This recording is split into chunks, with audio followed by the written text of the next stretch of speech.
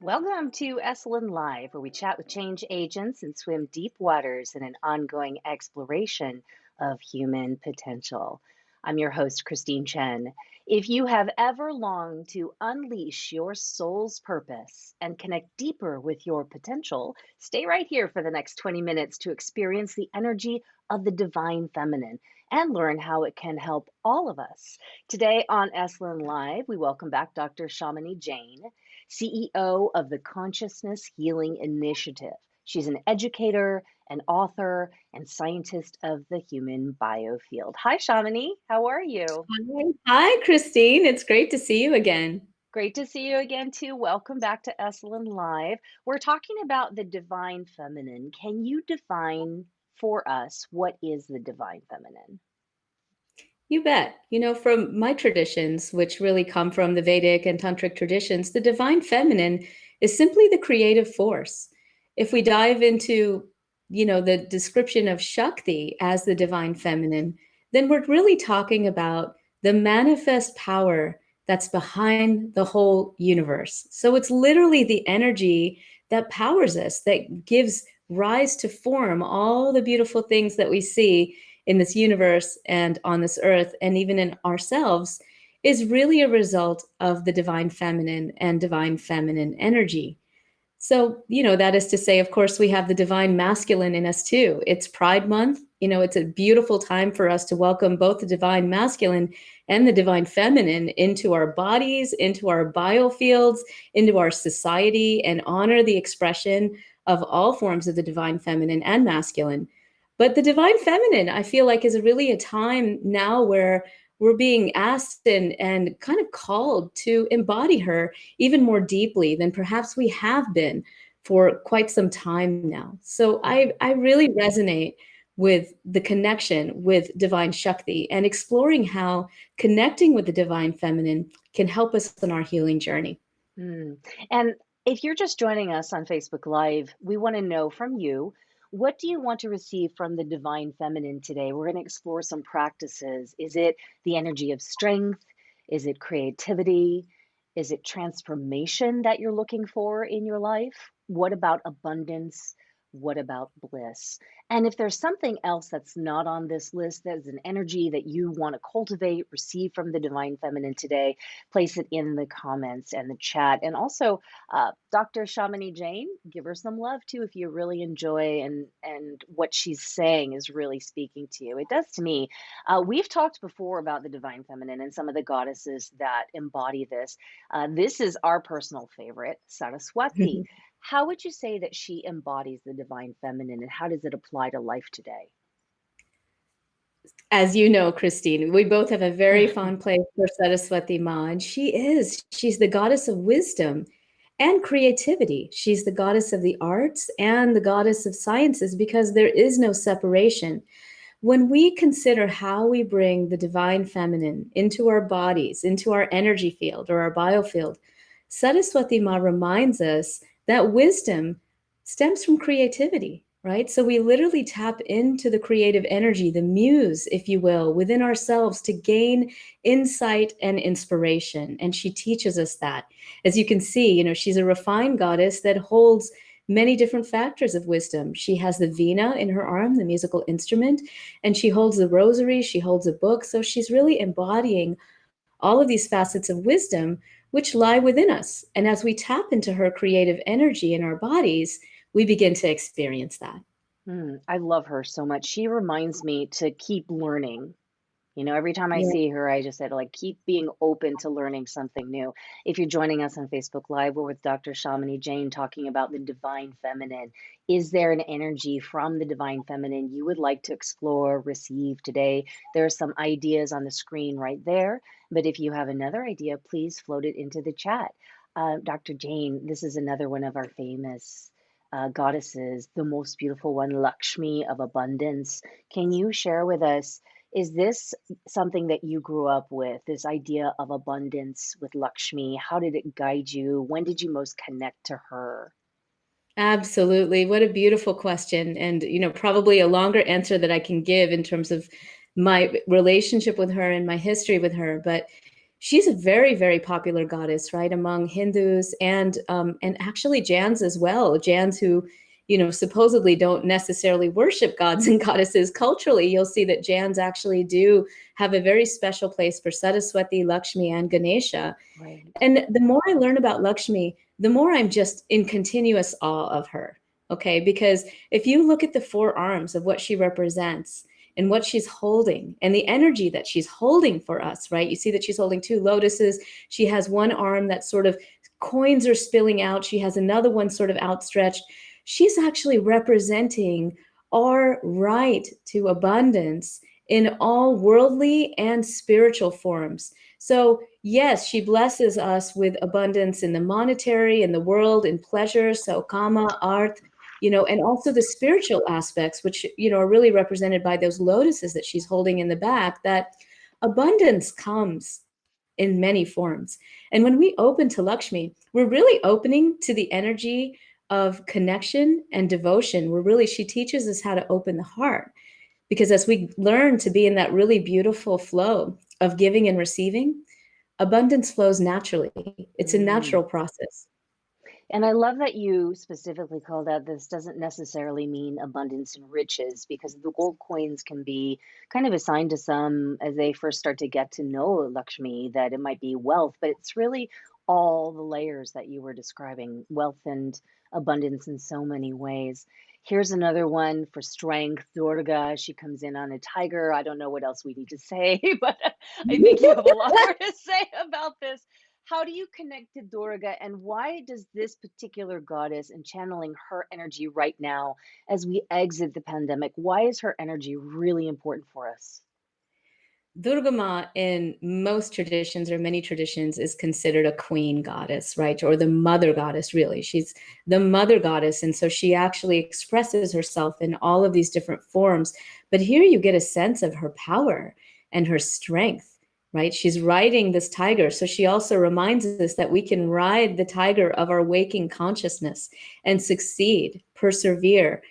She teaches us about groundedness and connection with the earth and perseverance. And Durga Ma is the kind of goddess that, if things need to be cut away, like you can see in the sword that she's holding there and the trident, which represents many things, she's not going to be afraid to cut away what's needed. And so if we think about how we're moving forward now with this pandemic, I think we've all learned about different ways that we can kind of cut away things that don't serve us anymore, cut away attachments, cut away habits, cut away things that just drain our energy.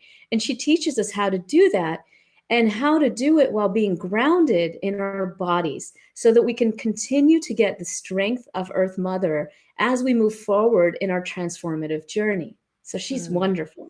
Yeah. We have Lily Robles. I hope I pronounced your last name, Lily, properly, but she's a big fan of Durga. So I just put her comment up on the screen right there. If you're joining us here on Facebook Live, we'd love to know what energy of the divine feminine you want to receive, cultivate, know more about.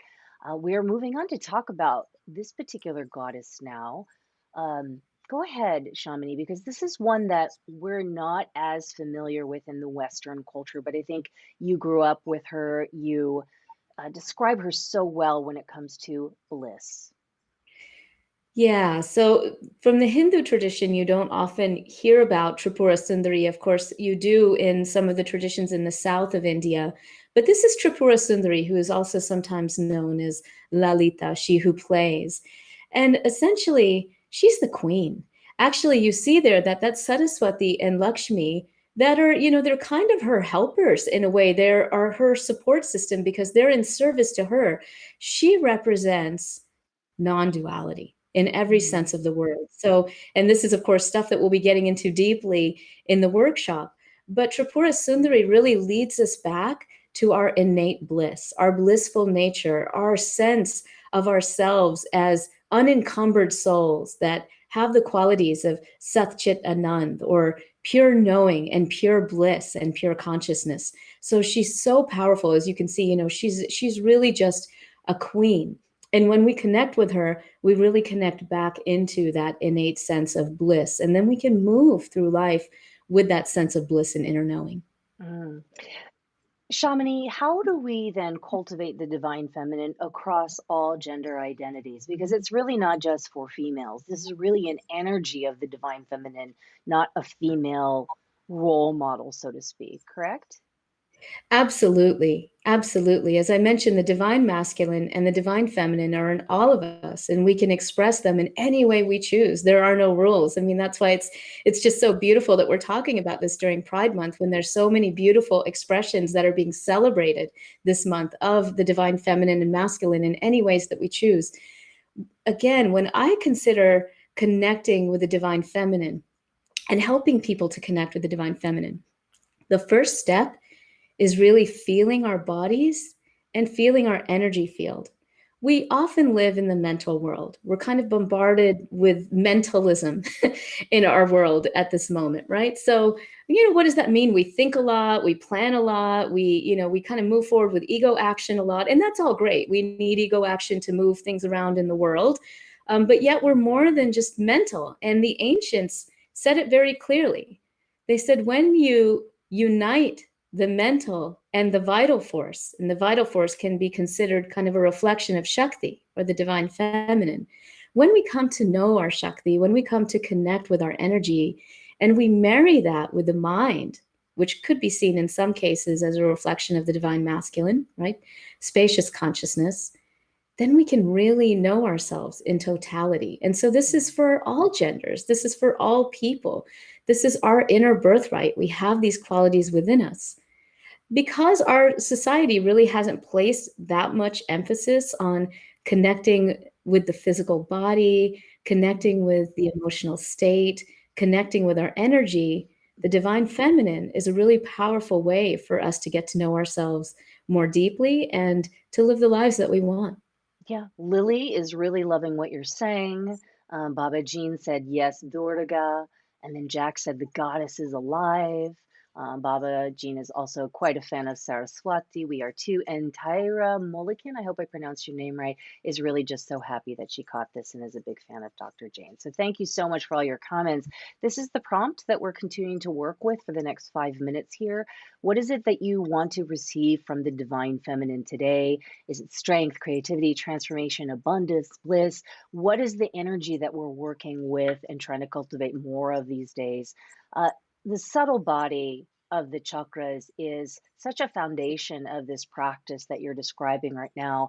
Can we, Dr. Jane, move with the goddesses and maybe a small practice that we could work into our day to day, whether it's vocal expression, whether it's a little bit of movement, maybe it's a breath or a mudra. Would you teach us something right now?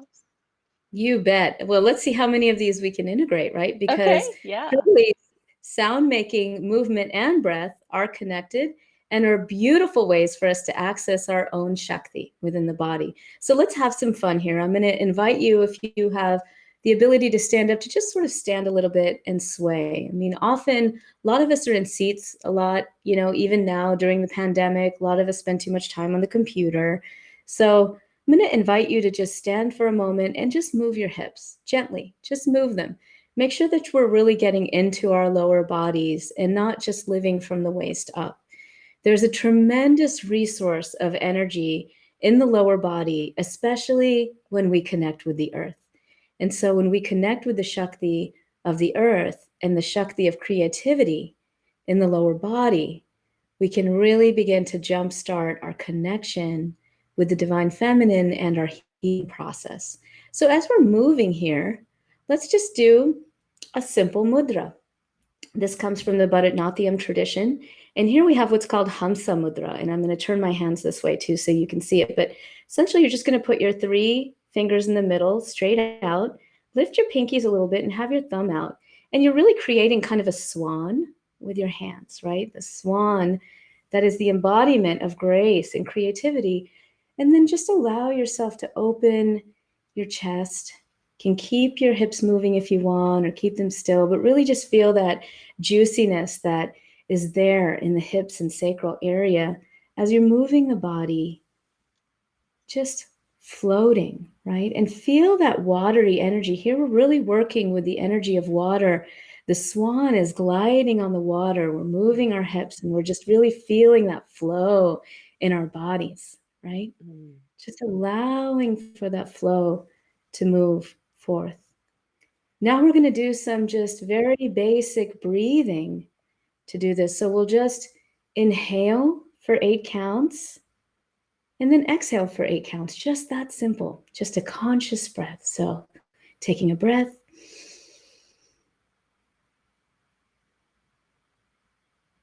And exhaling.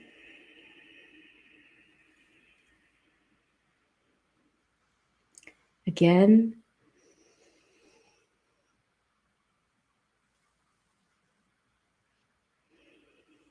Exhaling, and notice the energy. You might want to make bigger movements. Maybe you're noticing the breath is kind of moving your energy a little bit wider. You want to stretch out. If you want to let go of the mudra and just move your hands, you can do that. Right? Just allow this flow for a moment more. Taking a nice inhale. And then a nice exhale. Feeling that flow of energy in the body. And now allowing yourself to just come to a place of stillness for one moment. Just notice how your body and energy feels right now.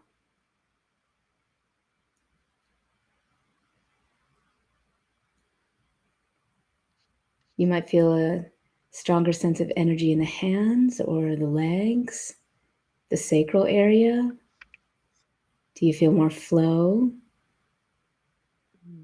Now you're in a really great place to practice a mantra, right? So Christine, would that be okay? Maybe we could just close I with think we have. Let's a close with mantra. a mantra. Yeah. Yeah. So we're going to take this beautiful, just bits of energy we just started to cultivate. See how easy and quick this can be. And imagine what happens when you immerse yourself for a weekend in this process. It's amazing.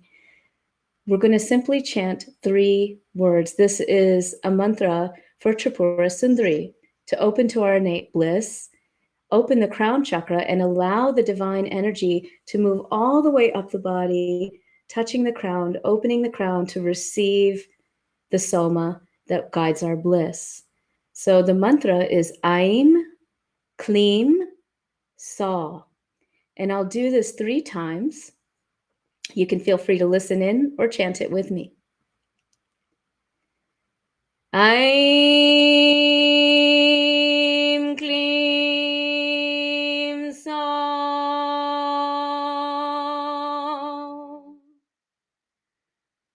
Aim, Kleem, Saw.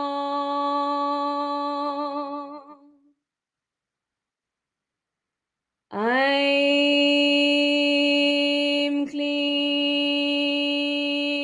Saw.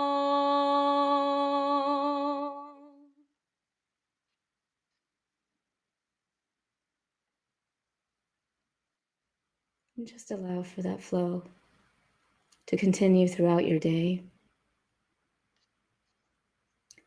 Nurturing every cell of your being, bringing you back to the innate bliss that resides within you and is eternal. Thank you so much for that, Shamini. If you have been helped by or love what Dr. Jane is offering, and hopefully you can take it throughout your day, give her a little love in the chat. We want to tell you about her workshop, though, coming up at Esalen. You are conducting this workshop with Kirti Srivastava, and it is embodying the goddess, much like we've been doing today. So check out this video.